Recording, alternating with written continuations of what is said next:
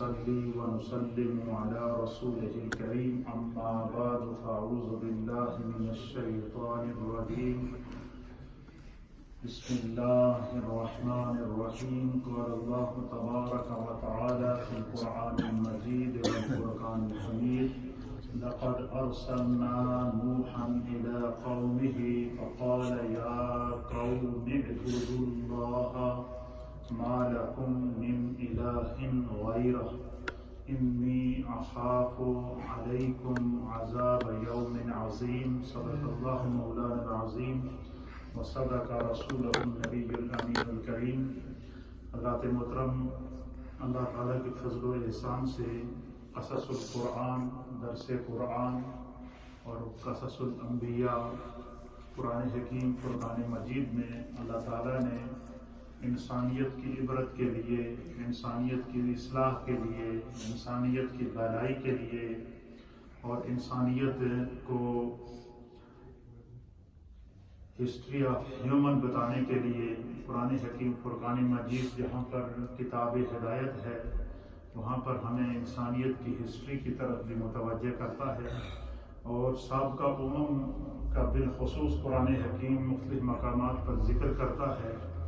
اس میں قرآن ان امتوں کو بھی پیش کرتا ہے جنہوں نے اللہ کے انبیاء پر ایمان لایا، ان کی مدد کی، ان کے دین کے ساتھ ان کے مددگار رہے، اور پھر اللہ تعالیٰ نے انبیاء کرام کے ان پیروکاروں کو بھی قرآن حکیم فرقان مجید نے بطور مثال پیش کیا، اور پھر ان قوموں کا بھی قرآن ذکر کرتا ہے کہ جنہوں نے جو ہے وہ اللہ کی نافرمانی کی، اللہ کے دین کی نافرمانی کی، اللہ کے انبیاء کو جھٹلایا، انبیاء کرام پر طرح طرح کے انہوں نے بہتان تراشی کی، تکالیف پہنچائی، دکھ پہنچائے۔ کئی تو انبیاء ایسے تھے کہ جن کو انہوں نے قتل کر دیا، کئی انبیاء وہ تھے جو ہجرت کرنے پر مجبور ہوئے۔ تو قرآن حکیم پھر اللہ تعالیٰ نے کئی امتیں جو نافرمانی میں اس حد تک بڑھ گئیں، خداوند قدوس نے ان پر مختلف قسم کے عذاب نازل کیے۔ قرآن حکیم فرقان مجید ان تمام پہلوؤں کو بیان کر کے اصل پیغام یہ دینا چاہتا ہے کہ تم نبی پاک کی جو امت ہو وہ آخری امم ہو، اور آپ ہمارے جو نبی ہیں وہ خاتم النبیین ہیں، لہذا سابقہ امتوں کی اگر ہلاکت ان انبیاء کرام کی گستاخی کرنے پر ہوئی ہے تو تم اگر سرکار دو عالم صلی اللہ علیہ وسلم کے طریقے کو چھوڑ دو گے یا نافرمانی کرو گے یا گستاخی کرو گے نبی پاک کی شان کے اندر، تو تمہارا انجام بھی ایسا ہوگا۔ یہ قرآن بعض امثال پیش کر رہا ہے، امثال کہتے ہیں کہ بعض قرآن ایگزامپل پیش کرتا ہے، مثالیں پیش کرتا ہے، کچھ امتوں کی ہلاکتوں کی مثال پیش کرتا ہے تاکہ انسان اس سے عبرت حاصل کرے، کچھ امتوں کی جو ہے وہ جن کو اللہ تعالیٰ نے جو ہے وہ انبیاء اکرام پر ایمان لانے اور اللہ کے دین پر قائم رہنے کی جو ہے وہ جن سے انسانیت کو اور دین کو فائدہ پہنچا ہے، اللہ تعالیٰ نے ان کی عظمت کو بیان فرمایا۔ تو اس طریقے سے مختلف ہے یہ قرآن حکیم فرقان مجید کے اندر جو قصص ہیں، مختلف قصص ہیں جس میں انبیاء کے قصے بھی شامل ہیں، سابقہ امم کے قصے بھی شامل ہیں، سابقہ ادیان شامل ہیں، انسان اول سے لے کر خاتم النبیین جناب محمد رسول اللہ صلی اللہ علیہ وسلم کے دور تک جتنے ادوار گزرے ہیں انبیاء کرام کے، نبیوں کے، قرآن کریموں کی طرف ان کے قصے اور ان کے احوال کو بیان کرتا ہے۔ یہ جو قرآن نے قصص بیان کیے ہیں مختلف امتوں کے انبیاء کے، ان کی تعداد قرآن کے اندر 1000 ہے۔ کتنے ہیں؟ 1000 قصص قرآن بیان کرتا ہے۔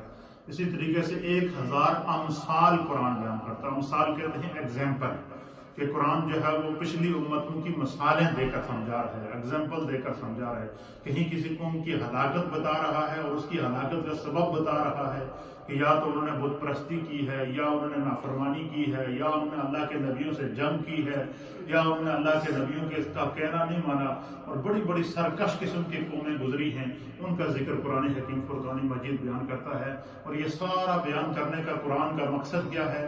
اللہ یہ چاہتا ہے کہ ان تمام واقعات کو سمجھ کر، ان کو پڑھ کر نبی پاک کی امت راہ ہدایت پر آ جائے، صراط مستقیم پر آ جائے، اور ہر قسم کی نافرمانی جو اللہ اور اس کے رسول کے اور اللہ کے احکام کے لیے نافرمانی ہے وہ اس سے اپنے آپ کو بچا کے رکھے۔ اس سے پہلے ہم نے اللہ کے 2 نبیوں کا تذکرہ آپ کی خدمت میں پیش کیا، اور الحمدللہ میں نے قصہ حضرت آدم علیہ نبی علیہ الصلوۃ والسلام قرآن و حدیث کی روشنی میں جو آپ کی خدمت میں پیش کیا، اس پہ میں نے 7 لیکچر آپ کو پیش کیے، 7 دن مسلسل، وہ بھی اختصار کے ساتھ۔ ابھی قصہ آدم کے بہت سارے پہلو ایسے ہیں کہ اگر ہم بیان کریں تو شاید یہ رمضان کا مہینہ اسی پر گزر جائے، لیکن اس کے جو ضروری پہلو تھے جو ہماری رہنمائی اور ہدایت کے لیے، وہ میں نے آپ کی خدمت میں پیش کر دیے۔ پھر اس کے بعد کل گزشتہ روز میں نے آپ کی خدمت میں حضرت آدم علیہ السلام کی اولاد میں سے 41ویں بیٹے جن کا نام تھا حضرت شیس علیہ السلام، یہ بھی اللہ کے نبی تھے، یہ اللہ کے نبی تھے، ان کا تذکرہ بھی میں نے آپ کی خدمت میں پیش کیا۔ اسی طریقے سے پھر حضرت آدم علیہ السلام کی اولاد میں سے اور حضرت شیس علیہ السلام کی نسل میں سے پھر اللہ کے ایک اور نبی اللہ نے دنیا میں بھیجے جن کا نام حضرت ادریس علیہ السلام تھا، ان کا تذکرہ انشاءاللہ میں آگے بیان کروں گا، کیونکہ میں کل اعلان کر چکا تھا کہ آج ہم حضرت نوح علیہ السلام کا تذکرہ پیش کریں گے۔ تو حضرت نوح علیہ السلام یہ اللہ کے نبی بھی ہیں اور یہ زمین پر اللہ کے پہلے رسول ہیں۔ حضرت نوح علیہ السلام وہ شخصیت ہیں کہ ان کو نجیب اللہ کہتے ہیں، کہ اللہ نے ان کے سبب سے جو ہے وہ ان کے پیروکاروں کو نجات عطا فرمائی تھی۔ اور اسی طریقے سے حضرت نوح علیہ السلام یہ زمین پر پہلے رسول بن کر ہے، اللہ نے ان کو نبوت بھی عطا فرمائی اور رسالت بھی عطا فرمائی، تو یہ زمین پر پہلے رسول تھے اللہ کی طرف سے جو اللہ کے دین اور شریعت کو لے کر آئے۔ انشاءاللہ اس کی تفصیل میں آپ کی خدمت میں پیش کروں گا۔ اس میں جو بات سمجھنے کی ہے کہ اولاد آدم میں سے، انبیاء میں سے سب سے پہلے نبی جو حضرت نوح علیہ السلام تھے، جنہیں اللہ تعالیٰ نے نبوت کے ساتھ رسالت بھی عطا فرمائی، مقام رسالت بھی پر بھی فائز کیا تھا، یہ بات یاد رکھیے گا۔ اسی طریقے سے حضرت نوح علیہ السلام سلسلہ نسب کے اعتبار سے 8ویں پشت کے اندر، کتنی 8ویں نسل کے اندر آپ کا سلسلہ نسب جو ہے وہ حضرت شیس علیہ السلام سے ملتا ہوا حضرت آدم علیہ السلام تک پہنچتا ہے۔ تو گویا کہ 8 نسلیں انسانیت کی دنیا میں آ چکی تھیں، تو اللہ تعالیٰ نے حضرت نوح علیہ السلام کو بھیجا۔ تو اہل سیر میں، تاریخ دانوں نے، انصاب کی جن لوگوں نے انسانیت کے نسبوں کی تحقیق کی ہے انہوں نے، اور اسی طریقے سے علامہ ابن اسیر نے جزری رحمۃ اللہ علیہ نے، اسی طریقے سے علامہ ابن کثیر نے تاریخ کثیر کے اندر، ابن کثیر کے اندر، پھر اسی طریقے سے علامہ فخر الدین رازی رحمۃ اللہ علیہ نے جو ہے وہ تفسیر کبیر کے اندر، اسی طریقے سے علامہ جلال الدین سیوطی رحمۃ اللہ علیہ نے تفسیر در منصور کے اندر، اور دیگر مفسرین اور محدثین نے حضرت نوح علیہ السلام کا سلسلہ نسب باقاعدہ پوری ترتیب کے ساتھ لکھا ہے۔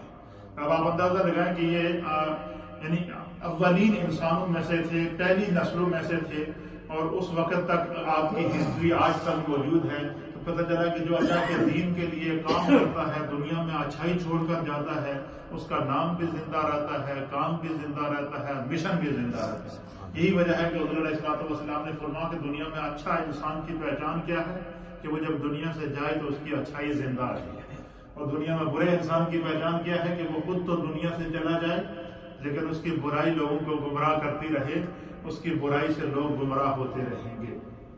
حضرت نوح علیہ السلام کا جو نام نوح ہے، یہ آپ کا اصل نام نہیں ہے، یہ آپ کی کنیت ہے، آپ کا لقب ہے۔ اس کو اللہ تعالیٰ نے آپ کو آپ کے لقب کے ساتھ پکارا ہے قرآن کے اندر۔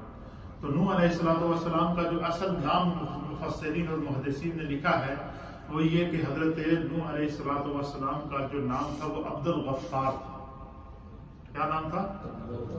نوح آپ کا لقب تھا۔ نوح آپ کو اس لیے کہتے تھے کہ آپ کے اندر خوف خدا اتنا تھا، خشیت الہی اتنی تھی کہ ہر وقت اللہ کے خوف سے روتے رہتے تھے، روتے رہتے تھے، روتے رہتے تھے، روتے رہتے تھے، رو رو کے، آنسو بہا بہا کے نوحہ، یہ نوحہ کرنا کہتے ہیں کہ حضرت نوح علیہ السلام تنہائی میں دن کو رات کو ہر وقت خدا کی بارگاہ میں گڑ گڑا کر دعا کرتے تھے۔ آپ کو اللہ نے جو قوم عطا فرمائی تھی وہ تاریخ انسانیت کی سب سے بڑی نافرمان قوم تھی، حتیٰ کہ 1 سال نہیں، 2 سال نہیں، 3 سال نہیں، 4 سال نہیں، 5 سال نہیں، 100 نہیں، 200 نہیں، حضرت نوح علیہ السلام نے اس امت کو، اپنی امت کو 950 سال تک دی۔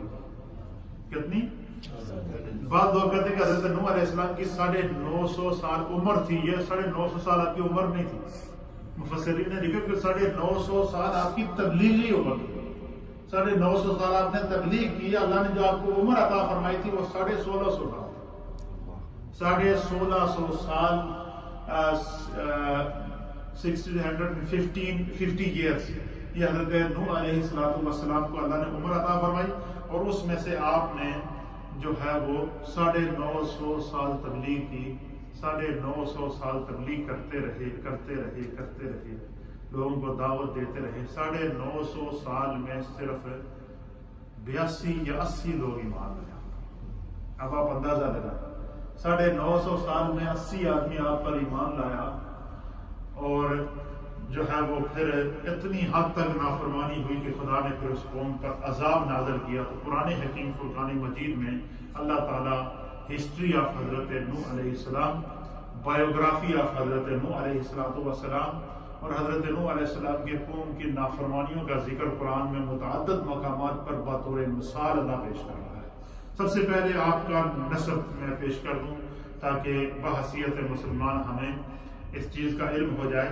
علم الانساب کے ماہرین نے حضرت نوح علیہ السلام کا نسب نامہ اس طرح بیان کیا ہے کہ نوح بن لامک بن متوشالف بن اخنوف یخنوف بن یارد بن محلیب بن کینان بن انوش بن شیس علیہ السلام بن حضرت آدم علیہ السلام. حضرت نوح علیہ السلام 8ویں پشت میں آپ کا سلسلہ نسب جا کر حضرت سیدنا آدم علیہ السلام کے ساتھ مل جاتا ہے. قرآن حکیم فرقان مجید میں اللہ تعالیٰ نے حضرت نوح علیہ السلام کا ذکر تقریباً قرآن کی 18 صورتوں میں کیا. کتنی صورتوں میں کیا ہے؟ 18 صورتوں. اور ان 18 صورتوں میں سورہ آل عمران، سورۃ النساء، سورہ انعام، سورۃ الاعراف، سورہ توبہ، سورہ یونس، سورہ ہود، سورہ ابراہیم، سورہ الاسراء، سورہ مریم، سورہ انبیاء، سورہ الحج، سورۃ المؤمنون، سورہ الفرقان، سورۃ الشعراء، سورہ العنکبوت، سورۃ الاحزاب، سورۃ الصافات، سورہ صاد، سورہ غافر، سورہ شورى، سورہ قاف، سورہ الزاریات، سورۃ النجم، سورۃ القمر، سورۃ الحدید، سورۃ التحریم اور سورہ نوح. یہ 18 صورتیں ہیں قرآن میں. ان 18 صورتوں میں اللہ نے حضرت نوح علیہ السلام کا ذکر، آپ کی پیدائش کا منظر، آپ کو جو اللہ نے تبلیغ کے لیے جو آپ نے کوششیں کی وہ، آپ کی قوم کی نافرمانیاں، اور پھر اس قوم کے اوپر جو اللہ نے عذاب نازل کیا، اس عذاب کے ذکر کو اللہ تعالیٰ نے قرآن حکیم فرقان مجید میں متعدد مقام میں. اس سے آپ حضرت نوح علیہ السلام کے مرتبے کا، آپ کے مقام کا اندازہ لگا سکیں کہ اللہ تعالیٰ کسی ایک صورت میں بھی تو بیان کر سکتا تھا نا. اللہ کسی ایک صورت میں بھی قصہ نوح بیان کر سکتا تھا، لیکن خدا یہ چاہتا ہے کہ قرآن میں بار بار میرے نوح کا ذکر ہو. اللہ کیا چاہتا ہے کہ قرآن میں بار بار میرے پیغمبر نوح کا کیا ہو، ذکر ہو. کیوں؟ 950 سال دین کے لیے نوح علیہ السلام نے محنت کی ہے. 950 سال نہ دن دیکھا نہ رات دیکھی. حتیٰ کہ 80 آدمی جب 950 سال میں ایمان لائے تو پھر اس قوم نے کیا کہا کہ ہم تمہیں اللہ کا نبی، تم کہتے ہو ہم جو ہے وہ، تم اگر اپنے موقف میں سچے ہو تو تم کہو تمہارے رب سے کہ تمہارا رب ہم پہ عذاب لائے. آپ نے پھر بھی ان کے لیے عذاب کی دعا نہیں کی. لیکن پھر جب بہت حد تک سرکشی بڑھ گئی تو پھر ایک دن آپ نے ان کے خلاف ہاتھ اٹھائے اور دعا کی. اب یہاں ایک بات سمجھنے کی ہے جو بڑی باحثیت مسلمان ہمیں، دیکھیں قرآن ہمیں ادب سکھاتا ہے انبیاء کرام کو. بعض لوگ یہ کہتے ہیں جو جن کی تھوڑی سی گستاخانہ فکر ہوتی ہے، یا ہم ان کے لیے اچھی نیت رکھتے ہیں، یہ نہیں کہتے ہیں کہ انہوں نے گستاخی کی ہے، لیکن یہ کہہ سکتے ہیں کہ شاید یہ بات ان کی سمجھ میں نہیں آئی ہے. وہ اس طرح کی بے احتیاطی کے لفظ استعمال کر دیتے ہیں کہ نعوذ باللہ کہ نوح علیہ السلام نے بد دعا کی. اب علماء نے لکھا، مفسرین نے لکھا کہ نبی کی کوئی دعا بد نہیں ہوتی. کہ نبی کے لیے بد دعا کا لفظ کبھی استعمال، کسی بھی نبی کے لیے بد دعا کا لفظ استعمال نہیں کرنا چاہیے. جس طرح کہ آپ نے میں نے پچھلے حضرت آدم علیہ السلام کے درس میں آپ سے کہا تھا کہ ہمارے لوگوں کی بے احتیاطی اور کم علمی کا یہ عالم ہوتا ہے کہ اکثر لوگ کہہ دیتے ہیں جی کیا ہے جی گناہ تے غلطی آدم کو ہوئی گئی تو انسان کو ہو جائے تو کیا حال ہے. یہ لوگ اس طرح کی مثالیں دیتے ہیں یا نہیں؟ اب علماء نے لکھا کہ یہ جملہ کفریہ کیا ہے کہ نبی کی طرف گناہ کی نسبت کرنا یہ کفر ہے، کیونکہ نبی گناہ سے پاک ہوتا ہے، نبی معصوم عن الخطا ہوتا ہے. اس لیے اللہ تعالیٰ نے حضرت آدم علیہ السلام کی اس بھول کو بھول قرار دیا، گناہ نہیں کہا. اللہ نے کہا کہ فنسیا، پس آدم علیہ السلام بھول گئے. لم نجد لہو عزما، آدم کو اس بھول کا بھی ارادہ نہیں تھا، غیر ارادی طور پر ان سے بھول ہوئی ہے. جو شجر ممنوعہ سے آپ نے کھایا، وہ دانہ جو آپ نے کھایا وہ بھولے سے کھایا ہے. اس لیے نبی کی طرف گناہ کی نسبت کرنا، نبی کی طرف غلطی کی نسبت کرنا، نبی کی طرف اس طرح کی کوئی نسبت کرنا جس میں تحقیر کا معنی پایا جائے، یہ قرآنی اسلوب کے خلاف ہے. کیونکہ کفار اور مشرکین جو ہے وہ اللہ کے حبیب علیہ السلام کو صحابہ اکرام کہتے تھے نا، جب کہ صحابہ کبھی سرکار دو عالم صلی اللہ علیہ وسلم کو مخاطب کرتے تھے، کہتے تھے یا رسول اللہ رائنا. اللہ کے حبیب، رائنا کا معنی ہے رعایت فرمائیے. کیا فرمائیے؟ رعایت فرمائیے. اب کفار کی لغت کے اندر، کفار کی زبان کے اندر رائنا کا ایک معنی نکلتا تھا چرواہا، بکریاں چرانے والا. وہ کفار کیا کرتے کہ حضور علیہ السلام کو دیکھتے تو نعوذ باللہ وہ کہتے تھے ان کو رائنا آ رہا ہے، بکریاں چرانے والا آ رہا ہے. یعنی وہ اس لفظ کا غلط معنی نکالتے تھے، حالانکہ اس کا معنی رعایت فرمانا یہ تھا. اللہ کو یہ گوارا نہ ہوا کہ کوئی ایسا معنی جس سے تنقیص رسالت پائی جائے. اللہ نے وہی نازل کر کے فرمایا یا ایھا الذین آمنوا لا تقولوا راعنا، اے ایمان والو آج کے بعد تم نے راعنا نہیں کہنا. رسول اللہ کیا کہنا ہے؟ فقولوا انظرنا، یہ کہنا ہے کہ یا رسول اللہ ہم پر نظر کرم فرمائیے. اس لیے یہ کہنا کہ حضرت جو ہے وہ نوح علیہ السلام نے اپنی قوم کے لیے بددعا کی، اس پہ علماء نے منع کیا کہ نبی کے لیے بددعا کا لفظ استعمال نہیں ہونا. البتہ آپ یہ کہہ سکتے ہیں کہ نوح علیہ السلام نے ان کے خلاف دعا کی، یا یہ کہہ سکتے ہیں کہ نوح علیہ السلام نے دعائے ضرر کی، یا نوح علیہ السلام نے ناراضگی کی وجہ سے ان کے خلاف دعا کی. تو بددعا کا لفظ نبی کی طرف منسوب کرنا یہ جائز نہیں ہے.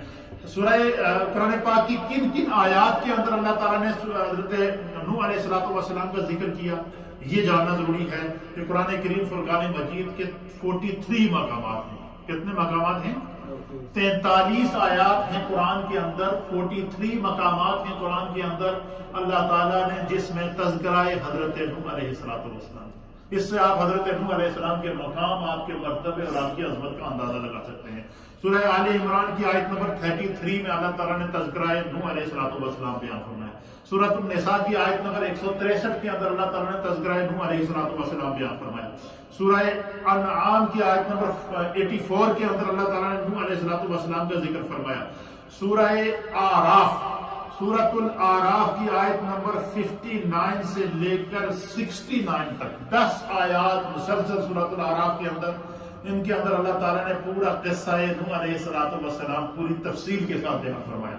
سورۃ التوبہ کی آیت نمبر 70 کے اندر اللہ تعالیٰ نے نوح علیہ السلام کے قصے کو بیان فرمایا. ہسٹری آف نوح علیہ السلام بیان فرمایا. سورہ یونس کی آیت نمبر 71 کے اندر اللہ تعالیٰ نے تذکرہ نوح علیہ السلام اور اس کی جو ان کی قوم کا تذکرہ بیان فرمایا. سورۃ الہود کے اندر جو ہے وہ تقریباً 8 آیات ہیں. سورہ ہود کے اندر کتنی آیات ہیں؟ 8 آیات ہیں. سورہ ہود کی آیت نمبر 25 کے اندر، آیت نمبر 32 کے اندر، سورہ ہود کی آیت نمبر 36 کے اندر، سورہ ہود کی آیت نمبر 42 کے اندر، سورہ ہود کی آیت نمبر 45، 46، 48 اور آیت نمبر 189 کے اندر. ان تمام آیات کے اندر 8 آیات ہیں تقریباً سورہ ہود کے اندر، جہاں اللہ تعالیٰ نے تذکرہ حضرت نوح علیہ السلام، قوم نوح، ان پر عذاب کی کیفیات اور اس سے جو نبی پاک صلی اللہ علیہ وسلم کی امت کو جو عبرت کا، نصیحت کا پیغام ہے، اس کو قرآن کریم فرقان مجید بیان فرما رہا ہے. اس لیے حضور علیہ السلام کی بارگاہ میں اس میں طوفان نوح، عذاب نوح، قوم نوح کے اوپر جو عذاب نازل ہوا اس کا تذکرہ. تو ایک دفعہ نبی پاک صلی اللہ علیہ وسلم تشریف فرماتے تو صحابہ نے عرض کیا کہ یا رسول اللہ، ہمارے ماں باپ آپ پر قربان ہو جائیں. اللہ کے حبیب، ہم دیکھ رہے ہیں کہ آپ پر بڑھاپا طاری ہو گیا ہے، کمزوری آپ پر آ گئی ہے، تو اللہ کے حبیب علیہ السلام نے فرمایا کہ سورہ ہود اور سورہ توبہ اور اس طرح کی 2-4 صورتوں کا آپ نے نام لیا کہ ان صورتوں نے مجھے بوڑھا کر دیا. کیوں بوڑھا کر دیا؟ کہ سرکار ان صورتوں میں غور و فکر کرتے تھے کہ سورہ ہود کے اندر قوم نوح نے نافرمانی کی، خدا نے ان پر عذاب نازل کیا، پھر ان کو غرق کر دیا، پانی کا عذاب ان کے اوپر آیا. تو یہ سارا جو حضرت علیہ السلام اس پر غور کرتے تھے، خشیت طاری ہوتی تھی اور یہ فکر ہوتی تھی کہ کہیں جب میری امت کی نافرمانی کی وجہ سے کہیں ان پر عذاب نہ آئے. حضور فرماتے کہ سورہ ہود جیسی صورتوں نے مجھے بوڑھا کر دیا ہے. سورہ ابراہیم اس کی آیت نمبر 7 کے اندر اللہ تعالیٰ نے تذکرہ نوح علیہ السلام فرمایا ہے. سورہ الاسراء، یہ سورہ جسے سورہ بنی اسرائیل بھی کہتے ہیں، اس کی آیت نمبر 75 اور آیت نمبر 79، ان دونوں آیات کے اندر اللہ تعالیٰ نے تذکرہ نوح علیہ السلام فرمایا. سورہ مریم کی آیت نمبر 58 کے اندر اللہ تعالیٰ نے تذکرہ نوح علیہ السلام بیان فرمایا. سورہ انبیاء کی آیت نمبر 76 نمبر آیت کے اندر اللہ تعالیٰ نے جو ہے وہ تذکرہ نوح علیہ السلام بیان فرمایا. سورۃ الحج کی آیت نمبر 42 کے اندر اللہ تعالیٰ نے تذکرہ نوح علیہ السلام بیان فرمایا. سورہ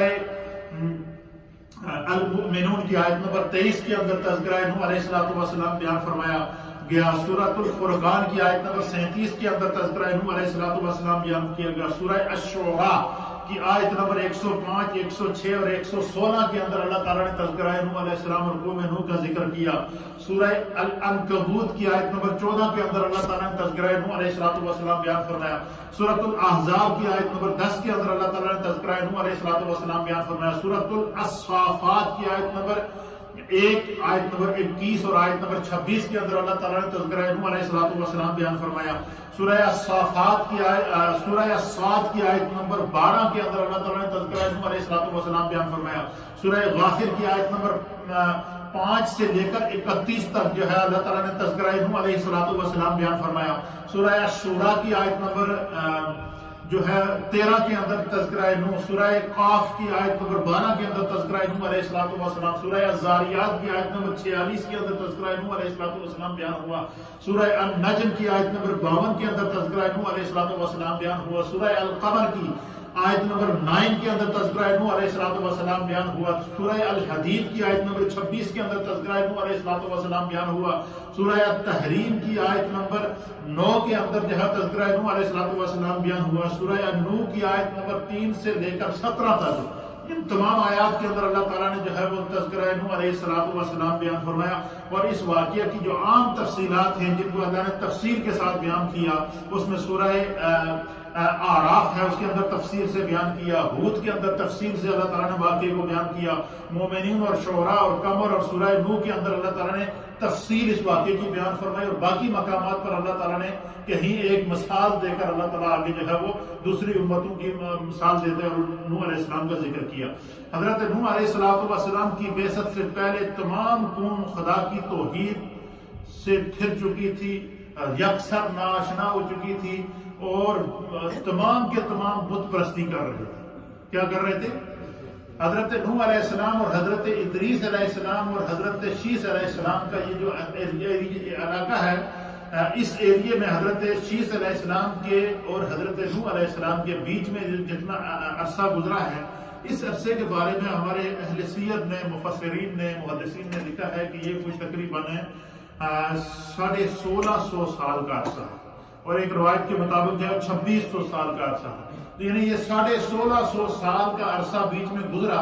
اس عرصے میں اب مفسرین نے لکھا ہے کہ شیطان نے یہ کیا کہ ایک شخص تھا، بڑا نیک شخص تھا، وہ نبی نہیں تھا، اس کا نام تھا ود.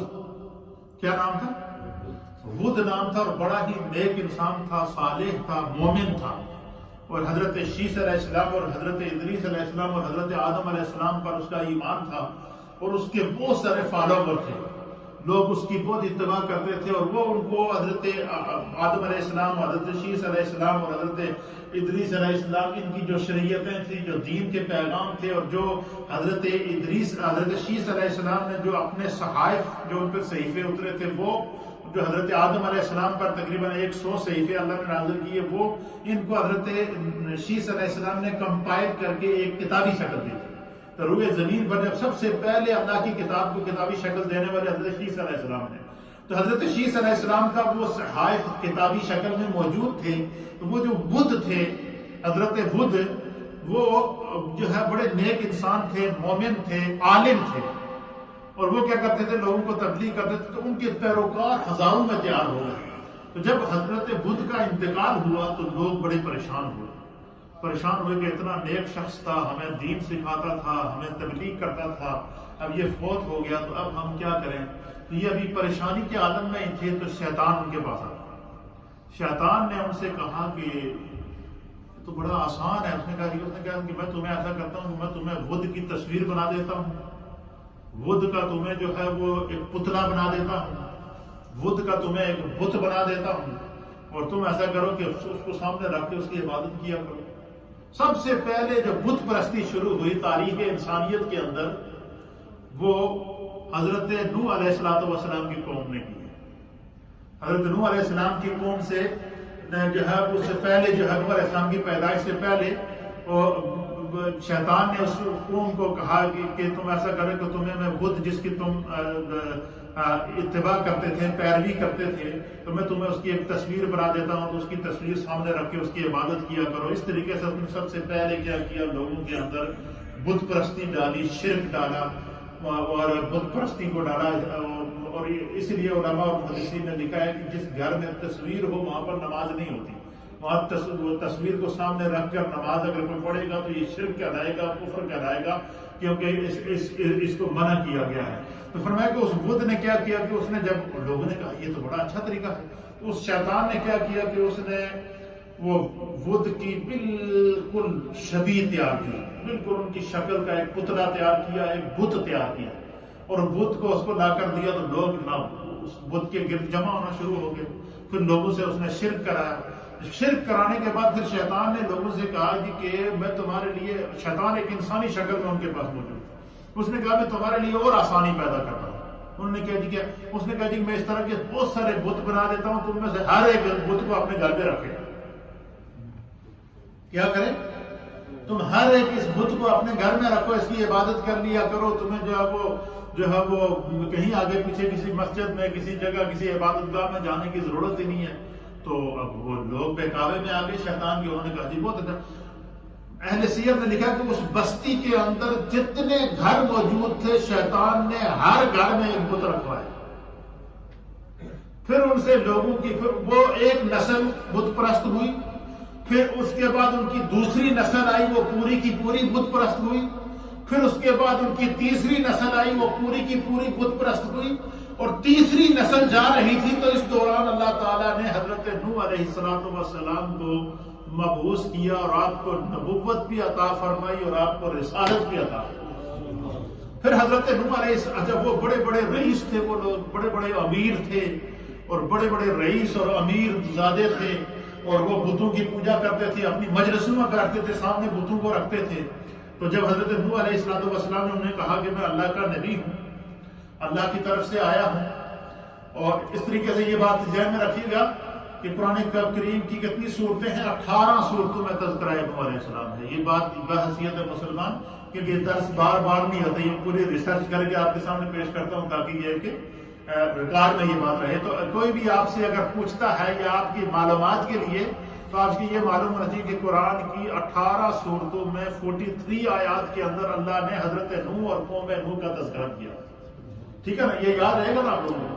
اچھا، اب وہ بڑے بڑے رئیس تھے، امیر زادے تھے، تو دولت ان کے پاس بے شمار تھی، بتوں کی وہ پوجا کرتے تھے. اب جب حضرت نوح علیہ السلام نے ان کو تبلیغ کی، ان کو کہا کہ تم سارے شرک کرتے ہو، یہ شرک ہے، خدا کے بتوں کی، اللہ کے سوا تم بتوں کی پوجا کرتے ہو، لہذا تم بتوں کو پوجنا چھوڑ دو، اور میں اللہ کا رسول ہوں اور تمہیں جو ہے وہ اللہ کی توحید کی تعلیم دیتا ہوں.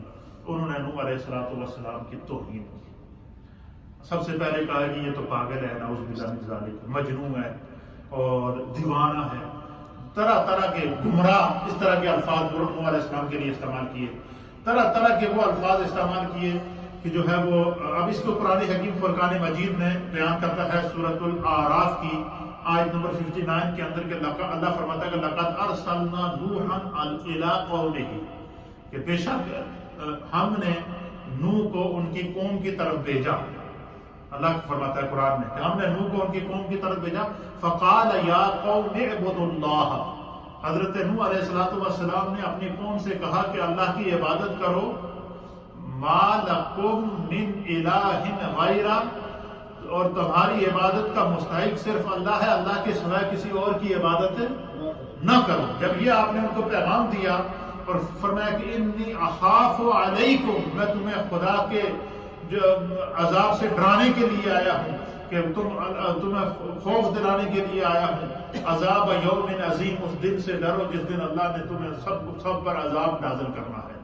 اللہ کا اگر تم اسی طرح بت پرستی کرتے رہے تو تم پر خدا کا عذاب نازل ہوا۔ جب یہ نوح علیہ السلام نے پیغام دیا، اس پیغام کو اللہ تعالیٰ قرآن کے اندر بطور ایگزامپل، بطور مثال اور بطور دلیل اللہ تعالیٰ ذکر فرما رہا ہے۔ یہ یہاں پر قرآن جو ہے وہ ہسٹری آف جو ہے وہ حضرت نوح علیہ السلام بیان فرما رہا ہے، اور قوم نوح کی ہسٹری کو اللہ بیان فرما رہا ہے۔ تو اب یہاں جب انہوں نے پھر انکار کیا، انہوں نے کہا جی کہ نہیں جو ہے وہ تم کون ہوتے ہو ہمارے بتوں کی جو ہے مخالفت کرنے والے۔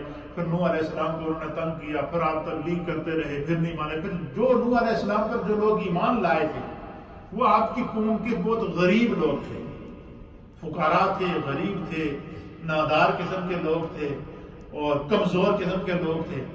تو وہ پھر نوح علیہ السلام کا مذاق اڑاتے کہ تم ہمیں اس دین کی طرف بلا رہے ہو جس دین کے پیروکار یہ پھٹے ہوئے کپڑوں والے لوگ ہیں، یہ فقیر ہیں، یہ غریب ہیں، ان کو تم ان لوگوں کے ساتھ ہمیں بٹھانا چاہتے ہو، ہم تو بڑے امیر ہیں۔ تو آپ نے ان کو تعلیم دی کہ اس طرح نہ کرو، تم خدا کی نافرمانی نہ کرو، لیکن وہ نہ مانے، اور پھر انہوں نے جو ہے نوح علیہ السلام کی شان میں گستاخی کی، حتیٰ کہ اس حد تک کہ 950 سال تک آپ تبلیغ کرتے رہے۔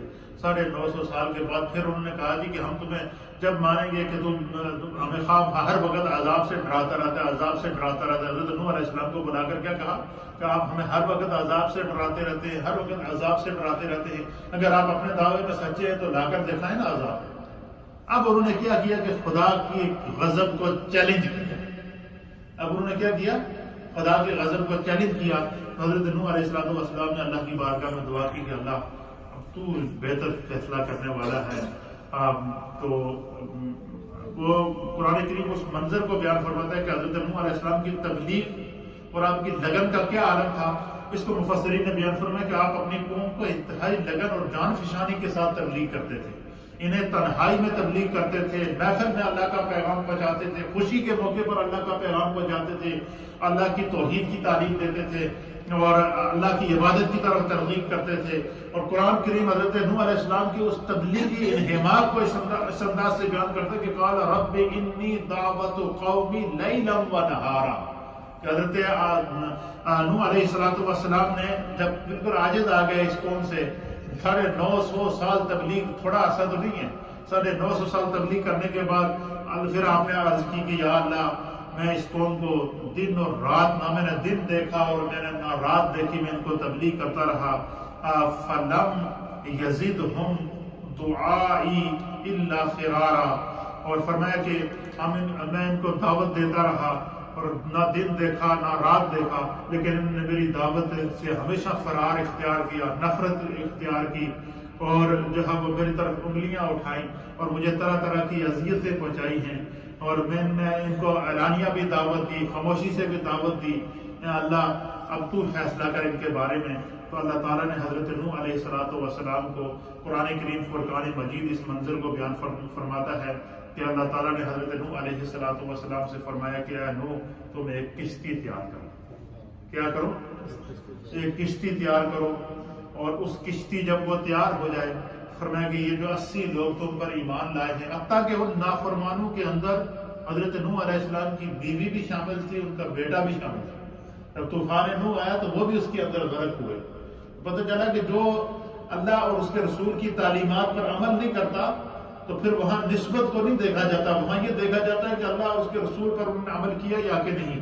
تو پھر حضرت اللہ تعالیٰ نے فرمایا حضرت نوح علیہ السلام سے کہ آپ کیا کریں، ایک کشتی تیار کریں۔ جب انہوں نے کشتی تیار کی تو فرمایا کہ ان میں سے ہر ایک، یہ جو آپ کا 80 بندے ایمان لائے یہ، اور اس کے بعد اللہ تعالیٰ نے ان سے فرمایا کہ جتنی میں نے مخلوق پیدا کی ہے، چاہے وہ جانور ہیں، چرند ہیں، پرند ہیں، ان میں سے ہر ایک کا جوڑا، نر اور مادہ، مونس اور مذکر، اور میل اور فیمیل، ان میں سے ہر ایک کا جو جوڑا، جو چاہے جانور ہیں ان میں سے ہر ایک کا جوڑا، اس کو بھی جمع کر کے کشتی میں رکھیں.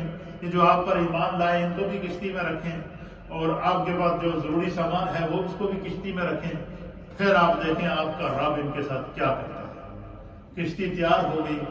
نوح علیہ السلام نے 80 بندے کشتی میں بٹھا دیے، ہر جانور کی نسل کا جوڑا اس کے اندر بٹھا دیا. حتیٰ کہ ایک روایت کے اندر ہے کہ جب سانپ اور بچھو کی باری آئی تو نوح علیہ السلام نے کہا تمہیں تو کشتی میں سواری کرو، اس کی نقصان پہنچا دے، ڈنگ مار دے، کٹ دے. سانپ اور بچھو نے آپ کی بارگاہ میں درخواست کی کہ آپ تو اللہ کے نبی ہیں، ہم تو اللہ کی مخلوق ہیں، تو آپ ہمیں ضرور سوار کریں اس کشتی کے اندر، ورنہ ہماری نسل ہم تباہ ہو جائیں گے اللہ کے عذاب میں. آپ ہمیں تو کریں، ہم آپ سے وعدہ کرتے ہیں کہ جس شخص نے بھی ہمارے سامنے آپ کا واسطہ پیش کیا، ہم اگر اس کو ہمارے سامنے آئے گا ہم اس کو نہیں کاٹیں گے. سلام فرمایا جس نے بھی سلام علی روح پڑھا ہمارے سامنے تو ہم اس کو نہیں کاٹیں. اس لیے علماء نے لکھا کہ جب کسی راستے میں کوئی سانپ وغیرہ آ جائے یا بچھو آ جائے تو اس کے سامنے جو ہے وہ نوح علیہ السلام کا وسیلہ اور واسطہ پیش کرو تو وہ آپ کو نقصان نہیں پہنچائے گا، کاٹے گا نہیں. اور اس کو علماء اور محدثین نے سانپ کے کاٹے کا دم بھی قرار دیا. جب کسی کو سانپ کاٹ جائے تو اس کو یہ پڑھ کر دم کرو تو جو ہے وہ اس کو اللہ تعالیٰ شفا عطا فرما دے. تو انہوں نے وعدہ کیا کہ جو بندہ آپ کا وسیلہ ہمیں پیش کرے گا ہم اس کو نہیں کاٹیں گے، لیکن ہمیں کشتی میں ضرور سوار کریں. نوح علیہ السلام نے ان کو کشتی میں سوار کیا. کشتی میں سوار کرتے ہوئے بھی نوح علیہ السلام نے پھر ان کو جو کہا کہ تم بڑی کھلی گمراہی میں ہو، میں تمہیں پھر توحید کی دعوت دیتا ہوں، اللہ کا عذاب آنے والا ہے اور خدا کی میں نے کشتی تیار کر لی ہے، لہذا تم ابھی بھی باز آ جاؤ اور اللہ پر ایمان لے آؤ. لیکن نہیں مانا. انہوں نے کہا تو ہمارے ساتھ مذاق کرتا ہے. تو پھر حضرت نوح علیہ السلام جب کشتی میں بیٹھے تو اللہ تعالیٰ نے عذاب نازل کیا. اور وہ عذاب کیسے نازل ہوا کہ زمین کے ہر پتھر سے، ہر درخت سے، ہر گڑھے سے، حتیٰ کہ یہاں تک محدثین اور مفسرین نے لکھا ہے کہ جو گھروں کے اندر چولہے تھے، تندور جو انہوں نے بنائے ہوئے تھے ان سے بھی پانی ابلنا شروع ہوا. زمین کے ہر خطے سے پانی ابلنا شروع ہوا. پتھروں سے پانی نکل رہا ہے، درختوں سے پانی نکل رہا ہے، اور زمین کے اندر سے ابل کر پانی اوپر آ رہا ہے. دیکھتے دیکھتے دیکھتے دیکھتے طوفان نوح آیا اور اس نے پورے عرب کو، پورے ایریے کو جو ہے وہ اپنے گھیرے میں لے لیا. اور نوح علیہ السلام 80 بندے، ہر جانور کی نسل، ہر وہ مخلوق جو اللہ نے دنیا میں بھیجی ہے اس کا جوڑا آپ نے اپنے ساتھ رکھا اور آپ کشتی میں سوار ہوئے. کشتی پانی میں تیرنا شروع ہو گئی، پانی بڑھنا شروع ہو گیا. پہلے ان کے مکانوں کے اوپر گیا، پھر پہاڑوں کے اوپر گیا، حتیٰ کہ یہاں تک کہ مفسرین نے لکھا کہ جو بڑے بڑے پہاڑ تھے، آسمان سے باتیں کرنے والے پہاڑ، ان پہاڑوں سے بھی 30-30 میٹر پانی اوپر تھا. وہ پہاڑ بھی پانی کے اندر تھے. ساری کی ساری قوم غرق ہو گئی اور تباہ ہو گئے. اور وہ طوفان نوح پر وہ کشتی جس کے اوپر نوح علیہ السلام سوار تھے. اب یہ دیکھیے اس کے اوپر بڑی مزیدار بات آپ سنیں گے، آپ کا ایمان تازہ ہو جائے گا. علامہ جلال الدین سیوطی رحمۃ اللہ علیہ نے لکھا کہ یہ جو طوفان نوح تھا یہ 150 دن رہا. کتنے دن رہا؟ 150 دن کا معنی کیا ہوا؟ 6 مہینے رہا. رجب میں یہ طوفان نوح شروع ہوا. کب شروع ہوا؟ رجب میں یہ طوفان نوح شروع ہوا اور 10 محرم کو یہ طوفان نوح ختم ہوا. 6 مہینے لگے اس طوفان نوح کو. 6 مہینے تک یہ پورا ورلڈ پانی کے اندر ڈوبا رہا اور یہ اللہ تعالیٰ نے ان پہ عذاب نازل کیا. وہ جو کشتی تھی جس کے اندر نوح علیہ السلام اور آپ کی قوم کے جو لوگ ایمان لائے وہ اور ہر جانور جو اس کے اوپر سوار تھا، وہ کشتی پانی سے تیرتی تیرتی تیرتی تیرتی 6 مہینے تک وہ کشتی طواف کعبہ کرتی رہی. کیا کرتی رہی؟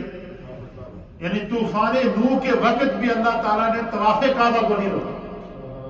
یہ بات یہاں سمجھنے کی علماء محدثین علامہ جلال الدین سیوطی رحمۃ اللہ علیہ نے درر منصور کے اندر لکھا ہے کہ 6 مہینے تک طوفان نوح رہا. اور طوفان نوح وہ جو حضرت نوح علیہ السلام کی کشتی تھی اور آپ کے اوپر جو بندے سوار تھے وہ خانہ کعبہ کا طواف کرتے تھے. 6 مہینے تک صبح و شام وہ کشتی کعبے کے گرد رہی. پھر جب اللہ تعالیٰ نے اس طواف اس پانی کو کم کرنا شروع کر دیا، سب غرق ہو گئے، تباہ ہو گئے اور ڈوب گئے. اور پھر جو ہے وہ کشتی سائڈ پہ لگتی.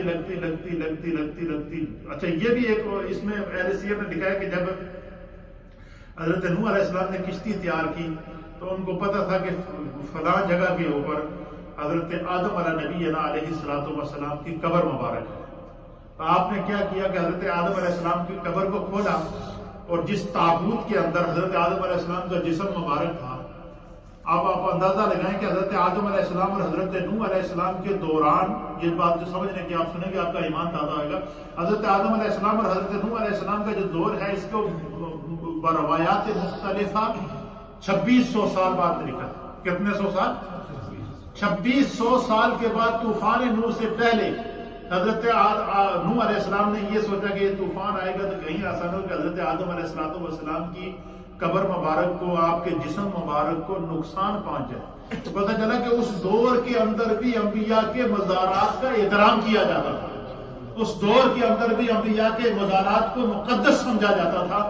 تو حضرت نوح علیہ السلام نے حضرت ایک پہاڑ تھا، پہاڑ جس کو جبل ابی قبیس کہتے ہیں، جس کے اندر جو ہے جس غار کے اندر حضرت نوح علیہ السلام کو، حضرت آدم علیہ السلام کو دفن کیا گیا تھا. آپ نے اس پہاڑ کی اس غار کو کھولا، اس قبر کو کھولا. قبر کھولنے کے بعد حضرت آدم علیہ السلام کا تابوت وہاں سے نکال کر اس تابوت کو بھی آپ نے کشتی کے اندر رکھا. اور کہتے ہیں کہ جب تابوت 2600 سال کے بعد حضرت آدم علیہ السلام کے تابوت کو نکال کر جب کشتی میں رکھا تو آپ کا جسم مبارک، آپ کا چہرہ مبارک تر و تازہ تھا، اس سے خوشبو آ رہی. کوئی جسم کو نقصان، کوئی چیز، کوئی کیڑا، کوئی ایسی چیز، کوئی کفن میلا نہیں، کوئی کچھ نہیں. پھر فرمایا کہ وہ طوفان نوح جب رکا تو وہ کشتی جا کر پھر سینٹرل ایشیا کے اندر جہاں پر حضرت آدم علیہ السلام اترے تھے، جودی پہاڑ کے ساتھ وہ کشتی جا کے رکی. اس پہاڑ کے ساتھ کشتی رکی، وہاں سے پھر یہ سارے اترے. اور ایک روایت کے مطابق اسی پہاڑ کے اندر جہاں پر سرا اندیب کے اندر جہاں آدم علیہ السلام اترے تھے، وہاں پر جو ہے وہ حضرت نوح علیہ السلام نے پھر آدم علیہ السلام کا مزار قبر بنا کر آپ کو وہاں پر پھر دوبارہ دفن کیا. یہ ایک روایت کے اندر آتا ہے. اور آج بھی وہاں پر مزار آدم علیہ السلام موجود ہے. یہ روایات مختلفہ. تو حضرت وہ کشتی سائڈ پہ لگی، پھر وہاں سے آگے دوبارہ نسل انسانی چلی، اور اس کے باوجود پھر انسان نے عبرت حاصل نہیں کی. اسی لیے حضرت نوح علیہ السلام کا جہاں پر اور لقب ہے، ان کو آدم ثانی کہتے ہیں. نوح علیہ السلام کو کیا کہتے ہیں؟ آدم ثانی، کیونکہ ایک نسل تمام انسانیت تباہ ہو چکی تھی. عذاب میں جو لوگ 80 لوگ بچے تھے، اس سے پھر خدا نے دوبارہ نسل انسانی کو جو پروان چڑھایا. پھر دوبارہ اللہ تعالیٰ نے آگے نسل انسانی کو آباد کیا. تو یہ ہسٹری آف نوح علیہ السلام کا مختصر خلاصہ میں نے آپ کی خدمت میں پیش کیا ہے. اللہ تعالیٰ ہمیں دین کو سمجھنے کی توفیق عطا فرمائے. اور اس میں اللہ تعالیٰ یہ مثال دے کر یہ سمجھا رہا ہے. آخری بات جس پر میں بات کو ختم کروں گا کہ ہمیں جو ہے وہ قصہ نوح علیہ السلام سے بحیثیت مسلمان ہمارے لیے کیا سبق ہے. اس کے 3-4 پوائنٹ ہیں، یہ میں بیان کر کے ختم دعا کرتا ہوں. مفسرین نے کیونکہ بہت طویل ہے، لیکن اس کا حاصل کلام یہ ہے کہ قوموں نے نافرمانی کی. خدا ان کی نافرمانی بیان کر کر قرآن کے اندر اس کی نافرمانی کیوں بیان کر رہا ہے کہ امت مصطفیٰ کو یہ پیغام مل جائے کہ محمد عربی کی نافرمانی نہ کرنا، حضور کی شان میں گستاخی نہ کرنا. رسول اللہ جو دین لے کر آئے وہ دین حنیف ہے، جو دین لے کر آئے وہ دین رحمت ہے، جو دین لے کر آئے وہ اسلام ہے، جو دین لے کر آئے وہ سلامتی کا دین ہے، جو دین لے کر آئے وہ خاتم الادیان ہے، کیونکہ آپ خاتم النبیین ہیں. جب آپ خاتم النبیین ہیں تو آپ کا دین بھی خاتم الادیان ہے. اور آپ پر جو کتاب مقدس اللہ تعالیٰ نے قرآن حکیم فرقان مجید نازل فرمائی وہ بھی خاتم الکتب ہے. تو فرمایا کہ یہ قوم نوح کی قصہ نوح کی واقعہ نوح کی قرآن کریم 43 آیات کے اندر مثالیں دے کر نبی پاک کی امت کو سمجھا رہا ہے کہ کسی بھی حال میں رسول اللہ کی گستاخی نہ کرنا، اسلام کو نہ چھوڑنا. اور اس میں یہ بھی سبق دیا جا رہا ہے کہ بت پرستی جو ہے یہ ہلاکت کا سبب بنتی ہے.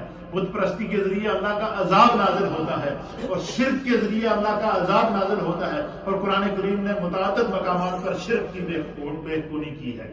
علماء نے لکھا ہے کہ جو ہے وہ قصہ نوح علیہ السلام سے جو ہمارے لیے عبرت ہے، جو ہمارے لیے نصیحت ہے، اس میں کیا کیا ہے. فرماتے ہیں کہ سب سے پہلی بات یہ ہے کہ اس قصے میں میرے استاد محترم محدث اعظم سعید ملت حضرت علامہ غلام رسول صاحب سعیدی رحمت اللہ علیہ، اللہ تعالیٰ آپ کی قبر پر کروڑوں رحمت نازل فرمائے، تفسیر تبیان القرآن سورۃ الاعراف کی آیت نمبر 64 سے لے کر 59 سے لے کر 64 تک کی تفسیر کے اندر یہ قصہ نوح علیہ السلام کو لکھنے کے بعد اس کا نتیجہ نقل فرماتے ہیں. وہ میں آپ کے اور اپنے قارئین کی نظر کرتا ہوں.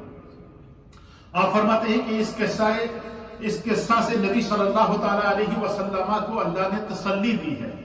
کیا دی ہے؟ تسلی دی کہ مشرکین مکہ جو آپ کے کھلے ہوئے معجزات اور روشن دلائل کو دیکھنے کے باوجود آپ پر ایمان نہیں لاتے، آپ ان سے ملول اور پریشان نہ ہوں. اللہ کیا فرماتا ہے؟ قصہ نوح بیان کر کے اپنے محبوب کو تسلی دے رہا ہے کہ یہ جو کفار مشرکین مکہ جو آپ کی گستاخی کر رہے ہیں، آپ کو تنگ کر رہے ہیں، آپ کو اذیتیں پہنچا رہے ہیں، آپ کو اس سے پریشان ہونے کی ضرورت نہیں ہے. یہ کوئی نئی بات نہیں ہے. اس کائنات میں اس سے پہلے رسولوں کو بھی اس طرح کی تکالیف پہنچائی ہے. یہ خداوند قدوس کے قصہ نوح بیان کر کے اپنے محبوب کو تسلی دے رہا ہے، اپنے حبیب کریم جناب رسول اللہ صلی اللہ علیہ وسلم کو تسلی دے رہا ہے. اور ان کے تسلی دے رہے کہ جو ہے وہ ان معجزات کو اللہ تعالیٰ جو ہے وہ انبیاء کے معجزات کو دیکھنے کے بعد اگر وہ قوم ایمان نہیں لائی، خدا نے ان پر عذاب نازل کیا. اللہ تعالیٰ حبیب علیہ السلام کو کفار کی اذیتوں سے تسلی دے رہا ہے کہ آپ کو پریشان ہونے کی ضرورت نہیں ہے. پھر نبی پاک صلی اللہ علیہ وسلم غور و فکر کرتے تھے اور یہی وجہ کہ حضور علیہ السلام نے فرمایا کہ سورہ ہود اور اس جیسی صورتوں نے مجھے بوڑھا کر دیا ہے. سرکار غور کرنا. پھر نمبر 2 آپ فرماتے ہیں کہ اس قصہ سے یہ واضح ہوتا ہے کہ منکرین کا انجام جو ہے وہ بالآخر عذاب الہی ہی ہوتا ہے. یہ پہلی قوموں پہ یہ ہوتا تھا کہ دنیا میں ہی اللہ ان پر فوراً عذاب بھیج دیتا تھا. اب ہم پر عذاب ہماری قوموں کے اندر، نبی پاک کی امت کے اندر ان قوموں سے بھی زیادہ گستاخ موجود ہیں، اس سے بھی زیادہ کفر موجود ہے، اس سے بھی زیادہ شرک موجود ہے. اب ہم پر عذاب اس وقت تک دنیا میں کیوں نہیں آ رہا ہے؟ اس لیے کہ اللہ تعالیٰ نے رحمت للعالمین بنا کر آپ کو بھیجا ہے. آپ کے وجود دنیا کے اندر موجود ہے. اس وجہ سے اللہ نے ظاہری طور پر دنیا سے عذاب اٹھا کر اس عذاب کو آخرت پر منتقل کر دیا ہے. فرمایا کہ اس قصے سے ہمیں یہ واقعہ، یہ سبق ملتا ہے قصہ نوح علیہ السلام سے کہ منکرین کا انجام بالآخر عذاب الہی میں مبتلا ہونا ہی ہے، اور یہ دنیا میں ان کا حصہ ہے اور آخرت میں دائمی عذاب ان کے حصے میں آئے گا. اور مومنین کو اللہ تعالیٰ دنیا میں بالآخر سرفرازی، عزت اور سرخروئی عطا فرمائے گا. دنیا میں بھی اللہ عزت عطا فرمائے گا، قیامت میں بھی اللہ جنت کی صورت عطا فرمائے گا. یہ قصہ نوح سے امت مسلمہ کے لیے، امت مصطفیٰ کے لیے پیغام ہے. قصہ نوح سے تیسرا پیغام، تیسری نصیحت ہمارے لیے کیا ہے؟ تیسری نصیحت یہ کہ اس قصہ سے یہ بھی معلوم ہوتا ہے کہ اگرچہ اللہ تعالیٰ تو دنیا میں تمام کافروں کو لمبے عرصے تک ڈھیل دیتا ہے، اللہ تعالیٰ تمام کافروں کو دنیا میں لمبے عرصے تک ڈھیل دیتا ہے، لیکن بالآخر ان کو اچانک اپنی گرفت میں لے لیتا ہے تو کافر اس ڈھیل سے مغرور ہو کر جو ہے وہ غرور میں آ جاتے ہیں، تکبر میں آ جاتے ہیں، اور جو ہے وہ کافر کے اندر اس ڈھیل سے تکبر آتا ہے. اور مومن کی شان یہ ہے کہ مومن کے اوپر تنگی ہو یا آسانی ہو، مومن ہر حال میں عاجزی اختیار کرتا ہے. مومن کو اللہ جتنا مرتبہ عطا فرمائے اس کا سر جھکتا ہے، تکبر اس کے اندر نہیں آتا. اور اسی وجہ سے جو ہے قصہ آدم علیہ السلام کے اندر ابلیس نے تکبر کیا اور حضرت آدم علیہ السلام کو آزمائش سے گزرنا پڑا، جنت سے نکلنا پڑا، جنت سے زمین پر آنا پڑا، پھر طرح طرح کی آزمائشوں سے گزرنا پڑا. 300 سال تک روتے رہے، گڑ گڑاتے رہے، لیکن اس کے باوجود اللہ تعالیٰ نے حضرت آدم علیہ السلام کی عاجزی کو پسند کیا، انکساری کو پسند کیا، اور آپ کی اس عاجزی کا اللہ نے آپ کو انعام کیا دیا؟ خلافت کا تاج واپس عطا فرمایا اور اپنی نیابت کا تاج واپس عطا فرمایا. آپ کو دنیا چھوڑنے سے پہلے خدا نے واپس جنت دکھائی. جنت دکھائی کر. میں نے یہ روایت آپ کی خدمت میں پیش کی تھی. آدم علیہ السلام کو اللہ نے دنیا چھوڑنے سے پہلے کہا کہ آدم ذرا آسمان کی طرف سر اٹھایا تھا. حضرت آدم علیہ السلام کہتے ہیں کہ وہ جنت اس کو اللہ اور سجا رہا تھا جس کے اندر میں نکلا تھا, اور اللہ نے فرمایا کہ آدم تیرے لیے تیار ہو رہی ہے. فرمایا کہ جب جنت کو میں نے دیکھا تو میں نے خود اسرائیل سے کہا کہ جلدی میری روح قبض کر, میں اسی جگہ جانا چاہتا ہوں جہاں سے آیا تھا. تو قصہ نوح علیہ السلام کے لیے ہمارے لیے کیا پیغام تھا کہ جو ہے وہ جو اللہ کفار مشرکین کو یا کسی بھی شخص کو اللہ ڈیل دیتا ہے, اس ڈیل سے اسے ناجائز فائدہ اٹھا کر تکبر نہیں کرنا چاہیے بلکہ عاجزی اور انکساری اختیار کرنی چاہیے. چوتھا پیغام قصہ نوح علیہ السلام سے کہ یہ قصہ سیدنا محمد صلی اللہ تعالیٰ علیہ وآلہ وسلم کی نبوت اور رسالت پر کی صداقت پر دلالت کرتا ہے. کیا کرتا ہے؟ صداقت پر دلالت کس طرح کرتا ہے کہ حضور علیہ السلام نبی امی تھے. کیا تھے؟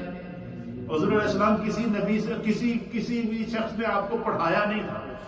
کیونکہ اگر دنیا میں کوئی مصطفیٰ کریم کو پڑھاتا تو کوئی یہ کہہ سکتا تھا کہ حضور کے تو فلاں استاد ہیں, اور استاد تو شاگرد سے افضل ہوتا ہے. لہذا چونکہ اللہ تعالیٰ نے آپ وجہ تخلیق کائنات ہیں, اللہ تعالیٰ نے آپ کو خاتم النبیین بنا کر بھیجا, اللہ نے آپ کو سید الانبیاء بنا کر بھیجا, اللہ نے آپ کے اوپر اپنے دین کو اور اپنی نعمتوں کو مکمل کیا, مرتبہ اور مقام مصطفیٰ کے مطابق. پھر خود خدا نے اعلان کیا کہ الرحمن علم القرآن, کہ رحمان نے محبوب کو خود قرآن پڑھایا ہے, رحمان نے محبوب کو خود دین سکھایا ہے, رحمان نے محبوب کو خود تعلیم ارشاد فرمائی ہے. تو فرماتے ہیں کہ قصہ نوح علیہ السلام نبی پاک کی نبوت کی صداقت پر دلیل ہے کہ نبی پاک صلی اللہ علیہ وسلم جو بظاہر نبی امی تھے, لیکن آپ اپنے کسی استاد کے سامنے زبانوں میں تلمذ طے نہیں کیے تھے, کسی کتاب کا مطالعہ نہیں کیا تھا, لیکن اس کے باوجود آپ نے پوری ہسٹری آف نوح علیہ السلام بیان کر دی, قصہ نوح بیان کر دیا, کشتی نوح کے واقعات بیان کر دیے, اور اس طوفان کے تمام جزیات کو آپ نے بیان کر دیا. اس سے یہ پتہ چلا کہ اللہ تعالیٰ نے نبی پاک صلی اللہ علیہ وسلم کو ما کان و ما یکون, کیا ہو رہا ہے, کیا ہونے والا ہے, قیامت تک کیا ہوگا, ہر چیز کا علم عطا فرما دیا تھا. اس لیے ہم کہتے ہیں کہ نبی کو اللہ تعالیٰ نے جو علم عطا فرمایا ہے, چاہے وہ علم غیب ہو یا ظاہری علم ہو یا علم لدنی ہو, یہ سارے کا سارا علم خدا کی طرف سے مصطفیٰ کو عطا کیا گیا ہے. اور اس کی دلیل کیا ہے؟ مصطفیٰ کے سائے نون کو بیان فرما رہے ہیں. اور یہ جو ہے یہ چند نصیحتیں اس کے اندر ہیں. اس کے اندر اور بھی بہت ساری عبرتیں اور مسائل موجود ہیں, لیکن اس کی جو ضروری مسائل تھے, جو ضروری پیغامات قصہ نوح سے ہم نے سیکھے ہیں, وہ میں نے آپ کی خدمت میں بیان کیے ہیں. مجھے امید ہے کہ اس سے ہمارا عقیدہ بھی مضبوط ہوا ہوگا, اور انبیاء اکرام کی محبت بھی ہمارے سینے میں بڑی ہوگی, اور قرآن کریم فرقان مجید کو پڑھنے اور اس کو سمجھنے کا ذوق بھی ہمیں پیدا ہوا ہوگا. تو آج کی اس پوری صورت کے اندر ہم نے پورے اس درس کے اندر قصہ نوح کے اندر ہم نے جو سبق سیکھا ہے, وہ سبق کیا ہے, یہ آپ ذہن میں ضرور یاد رکھیے گا, بھولیے گا نہیں کہ حضرت نوح علیہ السلام کا ذکر اللہ تعالیٰ نے کتنی آیات میں کیا؟ 43 آیات کے اندر. اور کتنی صورتوں میں کیا ہے؟ 18 صورتوں میں. یہ بات ذہن میں رکھیے گا, قرآن کی 18 صورتوں میں 43 آیات ہیں جن میں اللہ تعالیٰ نے قصہ نوح علیہ السلام, تذکرہ نوح علیہ السلام, اور اس سے یہ بھی سبق ملا کہ نبی پاک کا ذکر جتنا کرو, جس وقت کرو, بار بار کرو. کیوں؟ اللہ تعالیٰ تو ایک صورت میں بھی نوح علیہ السلام کا تذکرہ بیان کر سکتا ہے, 18 صورتوں میں کیوں بیان کیا؟ گویا منشاء ربانی یہ ہے کہ ہر جگہ میرے نوح کا تذکرہ ہوتا رہے. اسی طریقے سے منشاء ربانی یہ ہے کہ کوئی لمحہ, کوئی گھڑی ایسی خالی نہ ہو کہ جو ذکر مصطفیٰ کے بغیر گزر جائے. اس لیے بیٹھے اٹھے چلتے پھرتے نبی پر درود پڑھا کرو, نبی کا ذکر کیا کرو, اللہ کی تسبیح بیان کیا کرو, رسول اللہ کی محبت کی دعا کیا کریں. یہی ہمارا ایمان ہے اور یہی ہماری کامیابی ہے. اللہ تعالی ہمیں دین کو سمجھنے کی توفیق عطا فرمائے. لا الہ